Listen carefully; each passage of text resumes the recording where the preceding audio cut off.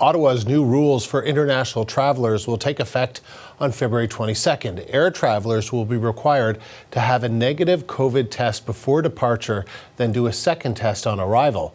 That's followed by a mandatory 14-day quarantine.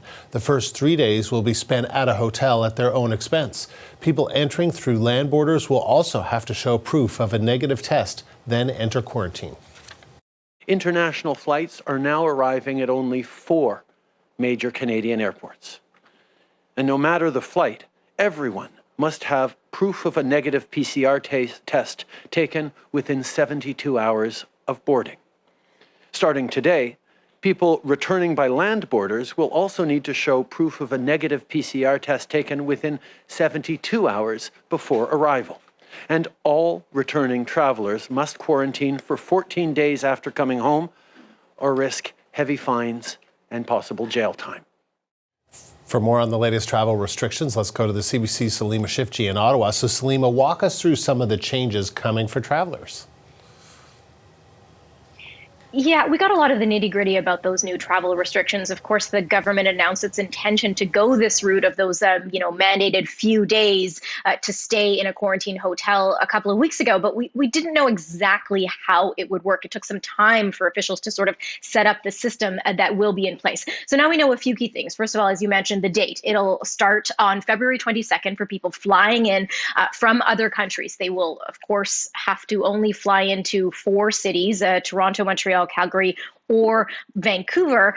And there will be a list of hotels that have been mandated by the government provided to those non-essential travelers. They will have to book 3 nights in one of those hotels at a cost of $2,000. That list of which hotels work for this will actually be online and ready for travelers next Thursday. So just a few days before this requirement is in place. The travelers will have to book those 3 days. They'll have to pay the money and they will have to stay there as they wait for that negative test that they will get at the airport. So keep in mind, this means that travelers from abroad will need 2 tests. They will need to get a test, a negative result to show before they get on a plane to come to this country. That gets them in the country. Once they're in the country, they have to take another test. And as they wait for those results, they will have to stay at one of these hotels that have been set up with public health protocols and everything to keep everybody safe. If you do not live in one of those 4 cities, once you get a negative result, you are able to continue on to your final destination. So you can take a connecting flight, you can drive a car, you can get to whatever city you live in, but you will, of course, have to finish your quarantine there at home. So you will still be quarantining for the full 14 days. You will also need another test on the 10th day of your quarantine. Not a lot of details on how that will work. It will also remain the duty of travelers to basically set it up with their public health officials for day 10, and then they will continue the rest of their quarantine up to day 14. If you're coming across a land border, you will not have to quarantine in those hotels. You'll only need that negative test result to enter. And that is because the logistics are just too complicated, officials say, to have, hotels near all of those border crossings and whatnot.